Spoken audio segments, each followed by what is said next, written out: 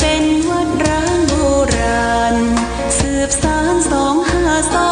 2524พระมหาราชครูเกษราปัญญาปรมาติกาจารย์จากวัดดับภัยเชียงใหม่สืบสานเวลาผ่าน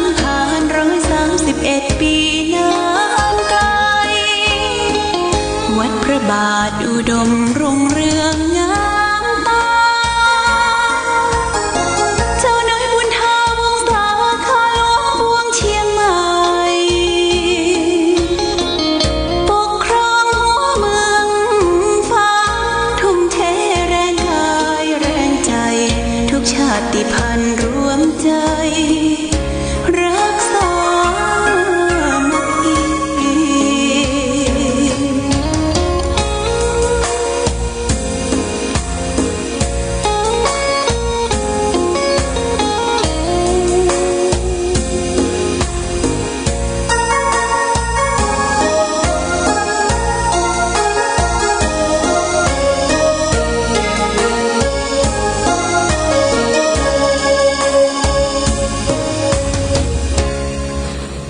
เป็นวัดร้างโบราณสืบสาน2524พระมหาราชครูเกษราปัญญาปรมาติกาจารย์จากวัดดับภัยเชียงใหม่สืบสานเวลาผ่าน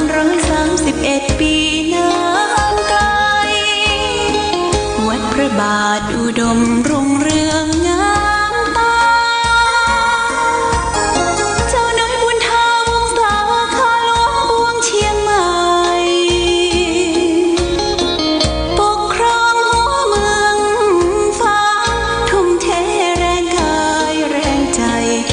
ชาติพันธุ์รวมใจรักษามัคคี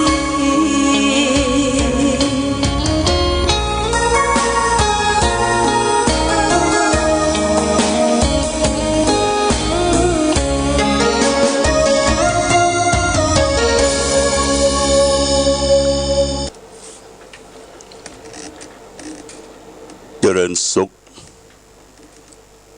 ศรัทธาสาธุชนญาติโยมท่านพุทธบริษัทตั้งหลายวันนี้รายการธรรมประทีปส่องต่างก็ได้มาพบปะกับพ่อแม่พี่น้องศรัทธาสาธุชนญาติโยมแห่งครั้งหนึ่งวันนี้เป็นวันจันทร์ที่22เดือนกุมภาพันธ์พุทธศักราช2564ซึ่งตรงกับเดือน6เหนือเดือน4ใต้ขึ้น11ค่ำญาติโยมวันนี้เป็นวันจันทร์ก็เป็นวันเริ่มงานทำงานของข้าราชการสถานการศึกษาก็จะเปิดเรียนกันวันนี้อากาศเมืองฝางเฮาก็ยังหนาวออดฮอตอยู่คำว่าหนาวออดฮอตนี่ก็คือบ่ฮ้อนบ่หนาวเย็นสบายญาติโยมนะเย็นสบายตื่นเจ้าขึ้นมาเราก็รับอากาศบริสุทธิ์เข้าไปฟอกโลหิตไปให้ปอดรับอากาศบริสุทธิ์เข้าไปโล่งอกโล่งใจตื่นเจ้ากินพักตั้งป่ายตื่นขวายได้กินพักตั้งเก้าตื่นเจ้าได้หลายตื่นควายได้น้อยญาติโยมนะโบราณเปิ้นบอกว่าเฮาตื่นเจ้านี่ก่อนเฮาจะไปเสาะผักไม้ไส้เครือตีออกตามท้องทุ่งท้องนาตามหัวตามขอบตามหาวเนี่ยคนไปตื่นเจ้านี่จะได้พักยอดตั้งป่ายคนเฮาถ้าตื่นขวายก็จะได้กินพักตั้งเก้า ก็หมายความว่าเราต้องตื่นเจ้านี่มีโอกาสญาติโยมนะมีโอกาสได้ของดีๆหรือเป็นปริศนาในการทำงานของแต่ละท่านแต่ละคนที่เราได้ตื่นเจ้าเนี่ยอย่างป่อก้าแม่ขาย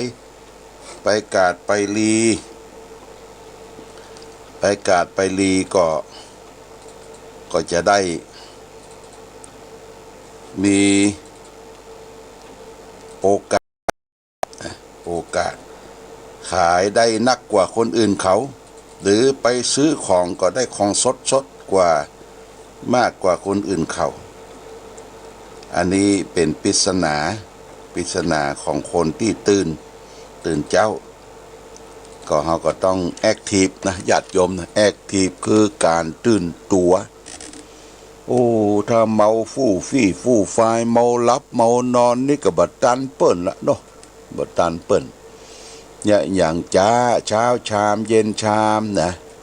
เอาไว้หันก่อนยังเจ้าอยู่บ่ลูกเตื้อเนี่ยสำหรับไปขวายละบ่ไปเตื้อขวายละเนี่ยอย่างบัดตันละบ่ไปเตื้อเนี่ยแล้วก็อ้างเน็ตอ้างหนาวอ้างฮ้อนอ้างอยากอ้างความลำบากคนเฮาถ้าอ้างจิปาทานเนี่ยคือความขี้เกียจนะความขี้เกียจความขี้ค้านก็เป็นคนที่บัดตันเปิ้นล้าหลังเนี่ยญาติโยมอันนี้เป็นเรื่องของธรรมชาติของคน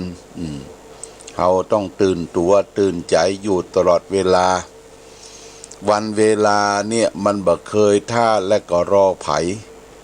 เรือเมล์และรถไฟก็ต้องออกไปตามกาลละเวลา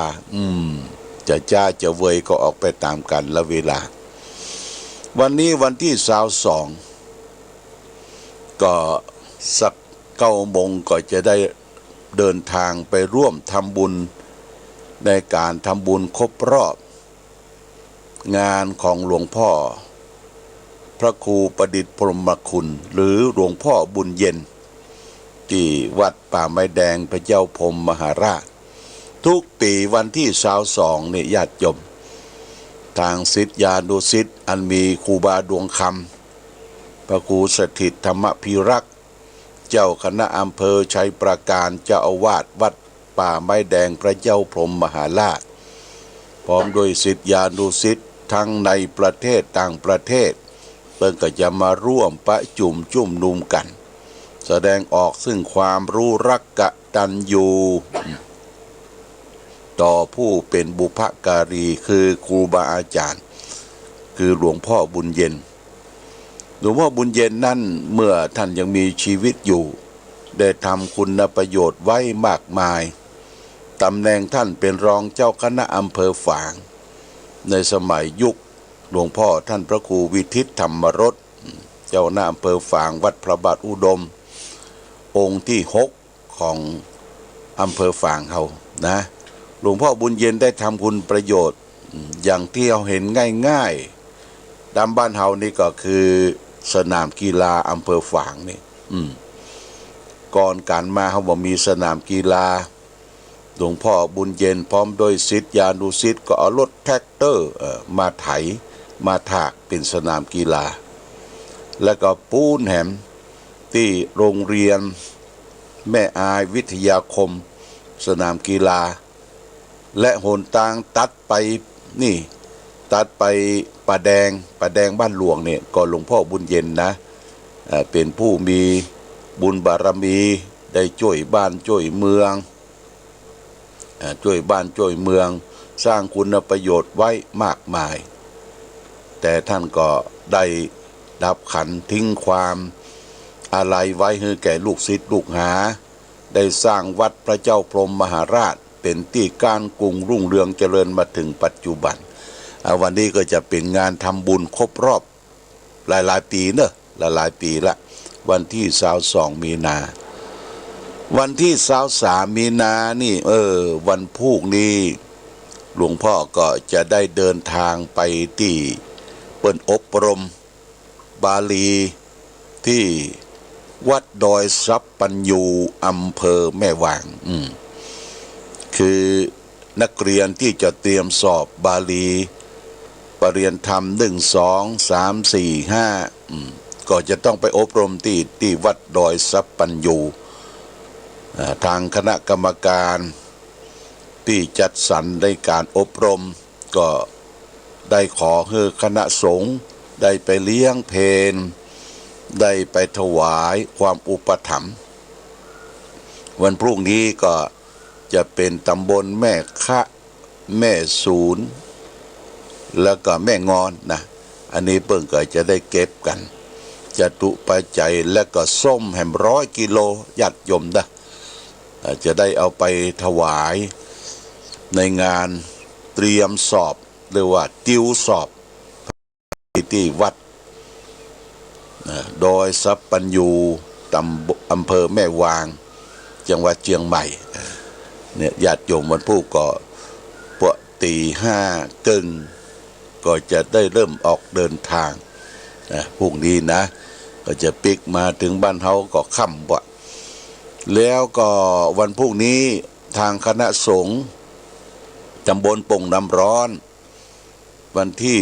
23วันพรุ่งนี้ก็ตำบลปงน้ำร้อนม่อนปิ่นท่านมีเจ้าคณะตำบลท่านพระครูสถาพรธรรมพิสิทธิ์เจ้าคณะตำบลปงน้ำร้อนแล้วก็ท่านพระครูสมุ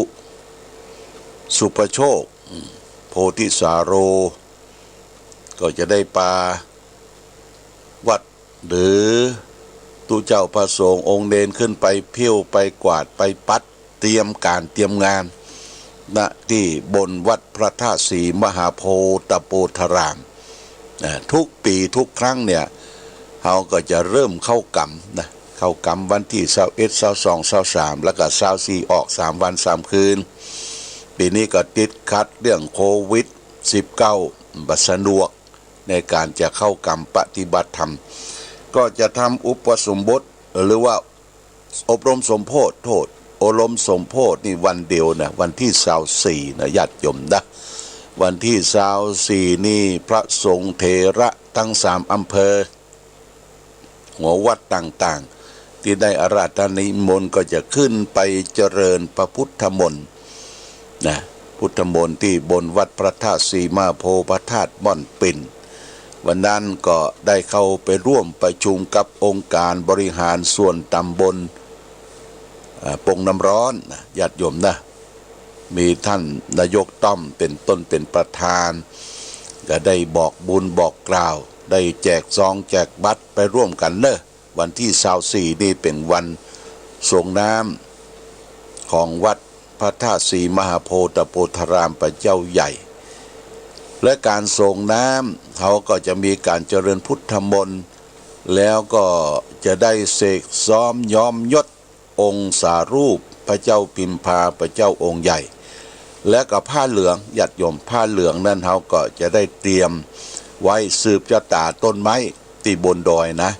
บนดอยพระธาตุปงน้ำร้อนพระธาตุม่อนปิ่นเดิมเนี่ยเขาก็จะให้ญาติโยมเนี่ยได้รับผ้าคนละผืนละผืนเอาไปตุ้มไปห่มยังต้นไม้ที่อยู่บนพระธาตุศรีมหาโพธิ์พระธาตุม่อนปิ่นเป็นการสัญลักษณ์สืบชะตาอย่างที่เราเคยผ่านไปผ่านมาตามที่ต่างๆต่างอำเภอเนี่ยเปิ้นมีผ้าเหลืองเอาไปปันไว้กับต้นไม้นี่ก็คือเป็นสัญลักษณ์ในทางพระพุทธศาสนาคือผ้าเหลืองเป็นผ้าธงชัยปกป้องรักษาผู้คนและต้นไม้ต้นตอกบ่ฮือไปตัดไม้ทำลายป่าวัดพระธาตุศรีมหาโพธิ์ตโปธารามก็เช่นเดียวกันเราก็ได้ไปอนุรักษ์รักษาป่าไม้ภูเขาเหล่ากาเหล่านี้จะได้ฮืออนุชนรุ่นหลังได้ฮือหานว่าที่นี่เป็นที่อนุรักษ์ป่าเป็นที่ร่มรื่นเป็นที่พักผ่อนเป็นที่กราบไหว้สักการะบูชาอันนี้ก็ต้องร่วมกันนะญาติโยมเด้อใครจะไปร่วมกันทำบุญวันนั้นก็จะได้ไปผูกต้นไม้โดยเอาผ้าเหลืองไปผูกตามหิมตางตามบริเวณในวัดพระธาตุศรีมหาโพธิ์ก็แจ้ง คือญาติโยมท่านสาธุชนได้รับทราบทั่วกัน และสำหรับการประพรมน้ำพระพุทธมนต์นั้นเปิ้นปีนี้เปิ้นจะใช้โดรนนะญาติโยมนะโดรนที่เอาพ่นปุ๋ยพ่นเนี่ยโดรนก็จะบินขึ้นนะบินขึ้นได้รับการประสานงานกับอบต.ผองอบต.ปงน้ำร้อนท่านจะได้ประสานงานเจ้าของโดรนเพื่อจะได้ทำพิธีเอาน้ำเข้ามินส้มปล่อยใส่ในถุงใส่ในหม้อโดรนนะเพื่อจะบินขึ้นแล้วก็ประพรมน้ำพระพุทธมนต์พระเจ้าองค์ใหญ่เฮาก็บ่สามารถที่จะเอาอย่างชีขึ้นไปพรมได้เพราะว่าพระเจ้าสูงถึง30 กว่าเมตรญาติโยมนะจากพื้นดินไป30 กว่าเมตรนี่ก็แจ้งให้ญาติโยมท่านสาธุชนทั้งหลายรับทราบตัวก่อนอื่นก็ต้องขออนุโมทนากับญาติโยมที่รับเป็นเจ้าภาพเจ้าศรัทธาที่จะได้ทำบุญสุนทานร่วมกันเป็นเจ้าภาพสังฆทายทานและก็โต๊ะอาหารเด้อญาติโยมสังฆทายทานที่แจ้งจำนงประสงค์มาแล้วก็มีคุณโยมปราณีปัญโยโยมปราณีปัญโยคนเมืองฝางเขาเป็นคหบดีอยู่เชียงใหม่เพิ่งก็แจ้งจำนงประสงค์ร่วมทำบุญอยู่ 5,000 บาทก็ได้โอนเข้ามาในบัญชีหลวงพ่อเรียบร้อยแล้วพร้อมกันนั้นก็มีคุณกมลวันปัญโยแห่ม200 บาทนี่ก็ได้ร่วมทำบุญด้วยกันถ้าท่านมาก็เจ้าภาพสังฆทายทานมีพ่อใจแม่คำเกื้อการุณวงศ์นี่เป็นเจ้าภาพใหญ่ร่วมกันทำบุญสั่งแห่ม1 ชุด 1,000 บาทพ่อดาบสุพจน์แม่จินธนาบ้านหัวฝายพ่อคำก็อยู่แม่คำก็อยู่บ้านหัวฝายพ่อดาบสุพจน์แม่จินธนาบ้านหัวฝายสั่ง 1,000 บาทนายพงศธกรนางพัทธิสพิบลสุวรรณพิมลสุวรรณพิบลบ้านหนองยาวสั่ง 1,000 บาทแม่บัวพัดกุรันบ้านแม่ศูนย์ต้นซ่านสั่ง 1,000 บาทแม่นิพามูลเทียนบ้านบ่อนปิ่นใต้สั่ง 1,000 บาทนางสาวทิรินรัตนดาวครูชำนาญการพิเศษอยู่แม่ศูนย์น้อยสั่ง 1,000 บาทคุณวัฒนาพรกิติกุลเจ๊แดงหลังโลตัสฝางสั่ง 1,000 บาทพ่อน้องเกษมแม่จันสมวงเขียนบ้านม่อนปิ่นใต้สั่ง 1,000 บาทพ่อสิงคำสิทธินางรัตนาหอมยำเย็นนางนิตยาหอมยันเย็นเสาหินสั่ง 1,000 บาทแม่ขันแก้วปันหมอกบ้านหนองโฮงสั่ง 1,000 บาทนางสาวนัชกมลแช่กุยบ้านหัวฝายสั่ง 1,000 บาทแม่จันตาชัยวงศ์บ้านสวนดอกสั่ง 1,000 บาทแม่ชีวันธนีอิ่มรัตนรักษ์สำนักวิปัสสนาสั่ง 1,000 บาทแม่หลวงรายการพิมลบ้านห้วยปัสสางสั่ง 1,000 บาทแม่หมอสุมาลีฟองแก้วบ้านประวงเวียงสั่ง 1,000 บาทคณะศรัทธาวัดป่างปอยตำบลแม่คะสั่ง 1,000 บาทพ่อสามแม่แอกาวินวันป่างปอยสั่ง 1,000 บาทแล้วก็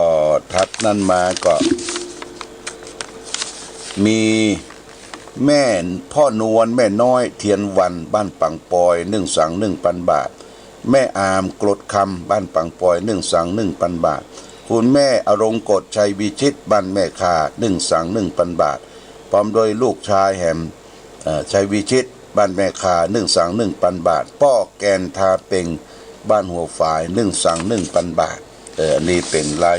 ชื่อเจ้าภาพสังฆทายทานและก็เจ้าภาพภัตตาหารก็มีหลวงพ่อพระครูสุจิตานุรักษ์2 โต๊ะ 2,000 บาทท่านพระสมุนรงศักดิ์ทิตโสพโนตุเจ้าน้อยเลขาวัดศรีดอนใจ15 โต๊ะ 15,000 บาทแม่ขันแก้วปันหมอกพร้อมบุตรบ้านหนองฮงโต๊ะ 1,000 บาทแม่ชีวันธนีอิ่มรัตนรักษ์สำนักวิปัสสนา1 โต๊ะ 1,000 บาทแม่อามโกดคลำบ้านปังปอย1 โต๊ะ 1,000 บาทนัทภูมิหินทรายนัทไอแดงแต่งแม่โคพร้อมโดยครอบครัวบ้าน หนองจังเปียงเลยหนองจังเปียงไป1 สัง 1,000 บาทอนุโมทนาสาธุกับญาติโยมท่านสาธุชนที่ได้ร่วมกันทำบุญเป็นเจ้าภาพพร้อมกันนั้นก็จะมีที่เปิ้นบริจาคทั่วไปนะญาติโยมนะบริจาคทั่วไปนี่ก็ฝากมาจากบ้านประบงเวียงอันนี้เปิ้นจะทำค่าอาหารก็ได้ส่งรายชื่อมามีนายสมบัตินางอิชราพรณสุวรรณ100 บาทนะแม่สองเมืองเดชบุญ100 บาทนางแสงจันทร์สมเรือง100 บาทนาทวีศักดิ์นางจันแรมจันทระ100 บาทพ่อมีทิปัญญา100 บาทนายทวินนางบุญปันเดชบุญ100 บาทแม่จันฟองจันตา100 บาทพ่อน้อยแม่น้อยอินตา100 บาทนายธนชาตินางวรวรรณตาอิน100 บาทนางเคลียววันไวยเจริญ100 บาทนายแดงณเชียงใหม่100 บาทแม่หมอสุมาลีฟองแก้ว100 บาทแม่โบเขียวเดชบุญ50 บาทนายบุญตานนางชลีพรสมตา100 บาทอันนี้ก็ทางเจ้าคณะตำบลโป่งน้ำร้อนวัดเทพอำนวยเพิ่งก็ฝากมาอนุโมทนาจะได้ทำอาหารเป็นข้าวกล่องไปร่วมกันเด้อสำหรับข้าวกล่องนั้นของวัดพระบาทอุดมนี่ก็100 กล่องนะ100 กล่องนอกนั้นก็จะเป็นทุกวัดในตำบลโป่งน้ำร้อนและวัดเทพอำนวยสำหรับภัตตาหารเพลนั่นก็เป็นข้าวโต๊ะนะถวายแด่พระสงฆ์องค์สังฆเจ้าที่ได้ไปเจริญพุทธมนต์อนุโมทนาสาธุและขออนุโมทนาสาธุกับแม่อลงกฎชัยวิชิตอันนี้เปิ้นก็ได้บริจาคเป็นกองทุนนะเป็นกองทุนที่จะบูรณะเจดีย์วัดพระบาทอุดมไว้แห่ง1,000 บาทแล้วก็คุณแม่อลงกฎชัยวิชิตนี่ก็บริจาคเป็นค่าไฟฟ้าสถานีวิทยุแห่ง500 บาทอนุโมทนาสาธุกับทุกท่านที่ได้ร่วมบุญร่วมกุศลในการทำบุญนั้นญาติโยมถือว่าเป็นการสร้างบารมีให้เกิดขึ้นมีน้อยก็ตานน้อยมีประมาณก็ตานพอประมาณเราจะได้ไปปฏิเสธบุญถ้าบ่มีอย่างเหลือแหงก็อนุโมทนาสาธุบอกบุญเป็นสะพานบุญบอกกันไปทั่วเนาะบุญเป็นเครื่องหล่อเลี้ยงสภาพจิตใจของเรามีความสุขบุญเกิดขึ้นได้3 ทาง 1. ทานไมยบุญสำเร็จโดยการบริจาคทาน 2. ศีลไมยบุญสำเร็จด้วยการรักษาศีล 3. ภาวนาไมยบุญสำเร็จด้วยการเจริญภาวนาเพราะฉะนั้นญาติโยมท่านสาธุชนมีน้อยก็ทานน้อยมีการกลางก็ทานพอปานกลางมีนักก็ทานตามเจตนาและส่วนหนึ่งนั้นคุณสมชายกับคุณอุไรวันไอโชติลูกศิษย์ลูกหาก็ไปบอกบุญฮือพี่น้องส่วนส้มต่างๆก็ไอโชตินั่นเป็นสะพานบุญเป็นคนจำหน่ายปุ๋ยก็คงจะรวบรวมวันพรุ่งนี้จะรวบรวมส้มจำนวนประมาณ50 กล่องเนื้อญาติโยมเด้อส้ม50 กล่องแล้วก็มีจตุปัจจัยเป็นยอดปัจจัยตัว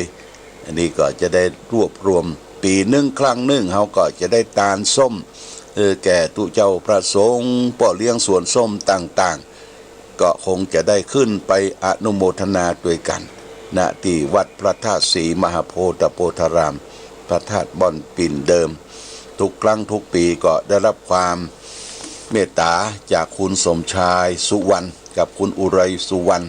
ครอบครัวที่เป็นสะพานบุญบอกบุญให้แก่พ่อแม่พี่น้องเจ้าของสวนส้มส่วนต่างๆได้บริจาคส้มและส่วนหนึ่งเขาก็จะได้ถวายภัตตาหารเพลตัวเน้อญาติโยมที่จะเอาส้มไปถวายภัตตาหารเพลอันนี้ก็เตรียมตัวไว้อาจจะใส่ยังไปก็ได้หรือจะทำเป็นโรงทานเพราะว่าจุดกลางของสวนส้มนั่นก็คือ